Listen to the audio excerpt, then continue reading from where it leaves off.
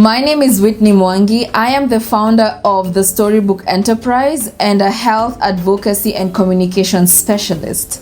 The Storybook is a creative enterprise with a social purpose, which is to inspire, mentor, educate, and entertain young people in Africa on their healing, growth, and development. We achieve this through storytelling. You're probably wondering why stories? Well, I love stories and you should too, because facts delivered as stories are 22 times more impactful and memorable than just facts. So we at the Storybook are going with the power tool. Stories have the power to shape our understanding of the world, our place in it, how we can transform it, and how we can transform ourselves. Given that we are products of our backgrounds, perspectives, and experiences we've been through, we all have unique stories. Which is why at the Storybook, we go with the logline, there are people, there are stories. At the Storybook, we run campaigns every quarter in the form of story series, where we get to identify young people in Africa doing phenomenal work and transforming the lives of the people in their community. Our first campaign was called #PackingItAway, and we just recently concluded a campaign called #WorkOfMyHands. #WorkOfMyHands was an idea that came about one morning during my occasional morning walks. I love these walks because I get the opportunity to see people going on and about their business, others tending to fences, others cleaning shoes, others simply driving to work, others selling things to the people who are driving to work. And it got me thinking about the young people in Africa who are doing many things with their hands, changing lives, impacting how people experience the world and the environment around them.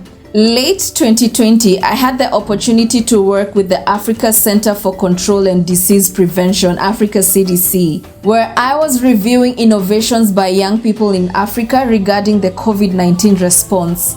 My experience validated the idea of #WorkOfMyHands because truly, I saw that young people are doing a lot of things that do not get recognition. So as we have done in the other campaigns, we send out casting calls and we identify people who we can profile and support their businesses, which is what we've done with #WorkOfMyHands.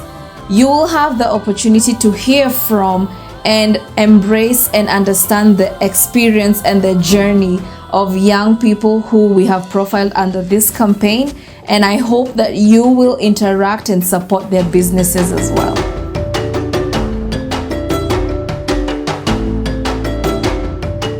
My name is Cindy Beyene and I am the CEO and founder of Her Rinda. I am also a digital strategist who has a passion for technology. I'm inspired by my mom and my sister who, despite the challenges they have faced, they've been able to rise above them and they're continuously conquering their journey. I love to create fashion designs, especially dresses. I think that when you look good, you feel good, and it always starts from inside. So when it comes to how I started Her Rinda, it basically started with me doing me. At the time, we used to live in Nakuru, and one of the favorite things to do with me and my sister was to go shopping in the market in Nakuru, and we used to always buy thrifted clothes. So my friends would always compliment me and say they love my tops or my dresses and where I would buy them. And most of them were in Nairobi at the time, so they couldn't access the Nakuru market. So in an effort to make some money, I decided that I can do some shopping for them. So they'd send me about 1,000 Kenya shillings, which can be converted to about $10, and I'd buy them a ton of tops and dresses, which they would love. So that's basically how I got into fashion and realized that I do have a passion for fashion. So during a trip here in Nairobi, I happened to attend the Nairobi fashion market, and that was when my mind was blown. I met Kenyan designers who are creating amazing locally made outfits, and I knew that this is where I wanted to take Her Rinda. So with the savings that I made from the thrifted business, I went, bought a few kitenges and made my first 5 pieces. I think only 1 or 2 sold, but still, I am glad that I did not give up and kept pushing, kept releasing new pieces, and from then on, we have sold quite a number of pieces. I'm looking forward to the journey that we are on and seeing where Her Rinda continues to grow. I believe that the brand is really evolving and growing to be this amazing business in the future. When it comes to the journey of Her Rinda, I've noticed that it has really evolved as I evolved. And that may be a good thing or a bad thing, but I think that it's a beautiful thing because it tells the story of a girl who is evolving to become a woman that they admire. A woman who is respectful, a woman who loves herself, loves others, takes care of her environment, and most importantly, a woman who understands how to take advantage of her image and who she is. So when it comes to the vision of Her Rinda, we're basically looking to help the woman or empower the woman to not only look good, but to also feel good. And we believe that that brews from inside. I am honored to be a part of the Work of My Hands project simply because I think that there are amazing African youth doing really cool things. This is not only an opportunity to help encourage other African youth to arise, embrace their talents because the continent is waiting, the globe is waiting for you, but to also create a lot of noise around what African youth are doing in Africa. I'm honored to be a part of the Work of My Hands project because I believe that there are so many African youth doing amazing things. So this is not only an opportunity to encourage them to arise, leverage their talents. The Africa is waiting for them, the globe is waiting for them, but it's also an amazing opportunity to make noise around what African youth are doing here on the continent and even on the diaspora. So I am honored to be among the first to be recognized by the Work of My Hands project.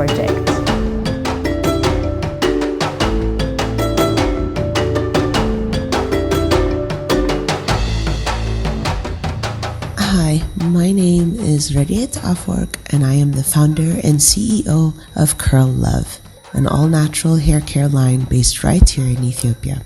If I were to tell you a little bit about myself and my journey to Curl Love, the first few things that I would say is, first of all, I'm a mom of 2 beautiful boys, and I studied in the UK for quite a long time with a bachelor's in architecture and a master's in environment and sustainable development. And it was quite a few years after pursuing a strong career and having my children that I decided to become self-employed and start my journey with Curl Love. After many years of being a frustrated consumer and not really finding products that I felt really were for my hair and were accessible and actually, that did me any good, I decided, there has to be something that I can learn, something that I can do for myself to improve my hair. That led into a certification in all natural hair care formulation and later birthed Curl Love. I honestly hadn't expected it to be as welcomed as it has been. I feel like my community here and a lot of Ethiopian ladies really identify with the brand and really feel some sort of relief at having access to things like this in Addis. And so it turned from this sort of personal journey and having to, end a transition from a corporate job, which I used to work previously, into being self-employed. It turned into something so much more. And I feel like I have connected with so many incredible women, women in business, women in my community who really felt there was a need for this and who felt seen and heard and want to be part of this movement here in Ethiopia.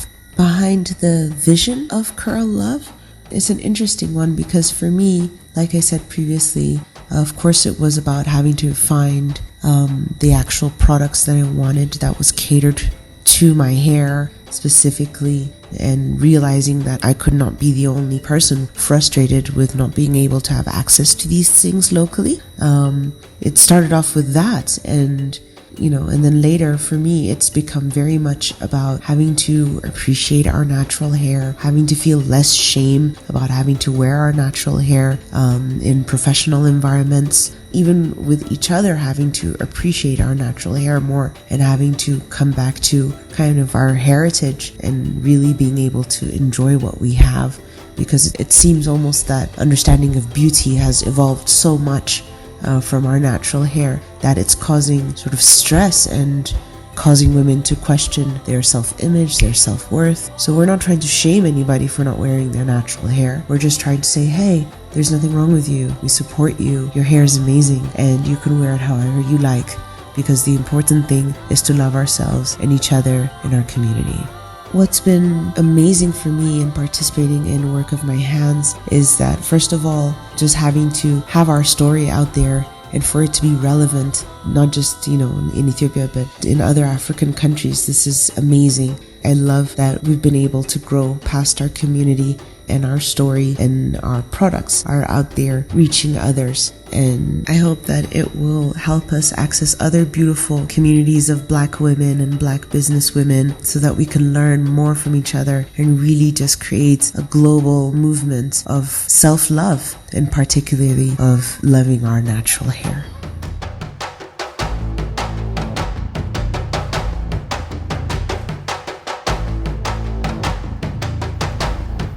Are you a vibrant, hardworking, and innovative young person in Africa, supporting your community in their healing, growth, and development work? We have countless of opportunities for you. Simply visit our website www.thestorybook.whitneymwangi.com and check out the various openings and campaigns that we have that you could participate in. You can also follow us on social media. On Facebook, The Storybook ENT, on Twitter, Storybook_ENT, and on Instagram, The Storybook_ENT. Connect with us so that you can be sure to receive all the updates on opportunities and campaigns in real time.